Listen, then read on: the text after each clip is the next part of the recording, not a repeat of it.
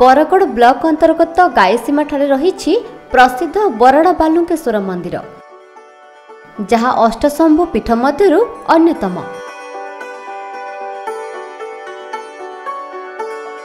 बरगढ़ ठारू प्राय 13 किलोमीटर दूर रही ऐतिहासिक मंदिर।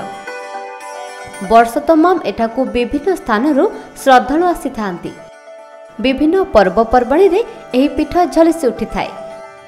आमर इनु पर्व आसी जेनटा कि शिवरात्र गुटे, आमर नवरात्र गुटे, इहादे आमर फगुन पूर्णमी गुटे, ये तीनटा आमर इनु पर्व चली जेनटा कि मेन पर्व। शिवरात्र के तो लक्ष लक्ष लोग इनु जमा आसन, किंतु जे जेनटा मन कल्पना करी जीवा से बाबा ताके पूरण करसन।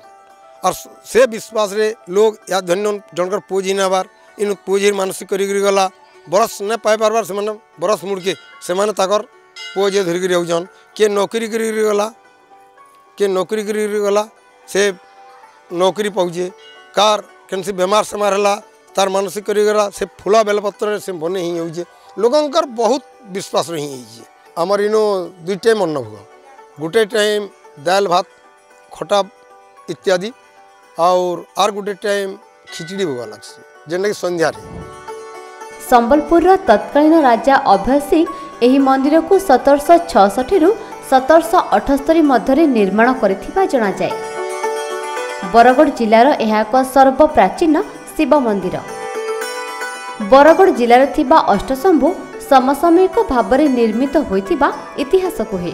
पश्चिम ओडिशार यह एक प्रसिद्ध शैवपीठ मध्यरु अन्यतम। एठारे पूजित शिवलिंग पाताल फुट बोली जनश्रुति रही।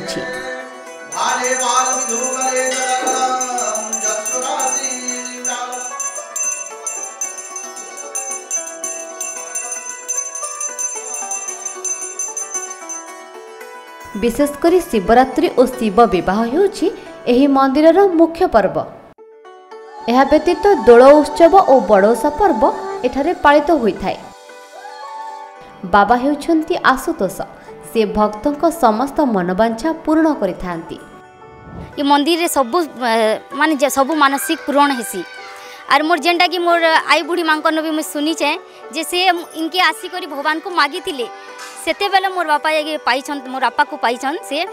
आर आमर भी मनस्कामना सब पूर्ण हेसी। जेनटा कि मोर दादार गुटे तार चाकरी विषय रे आमे कहि दिलु, भगवान को गुहारी करथिलु जे तार सेटा भी पूर्ण हैला। पूरण होइछि हाई स्कूल टीचर से पाईगला। आर मो नानी भी तार से भी सीटी पाई करी तार भी गोटे यूपी स्कूल रे हबार अछि। आर से मन्नत मागी करी आमे कहिदिलु भगवान को जे माने हमर जेते शक्ति हबा सेते आमे गोटे भगवान को किछि भेट देमु बोली जल सेटी करथिलु। मंदिर नाम रे प्रचुर संपत्ति थिले मध्य मंदिर परिचालना किंबा रक्षणाबेक्षण पई वर्तमान अर्थ भक्त माने जोगाई देउछन्ति। विशेषकर शिव विवाह रे एठारे लौकिक विधान अनुसार बाबा विवाह उत्सव अनुष्ठित होइथाय। बाबा हेउछन्ति पश्चिम ओडिशावासी श्रद्धा और विश्वासर प्रतीक।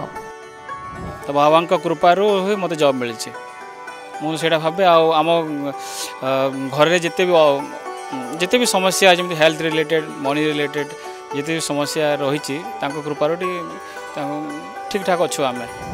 आज भी प्रत्येक राज्य रे बाबा बराड़ा बालुकेश्वर को अग्राधिकार दिया जाए। आम धर्म संस्कृति और परंपरा विषय रे अधिक जानिबा पई देखुथांतु भक्ति ओडिशा आध्यात्मिकतार अनुभव।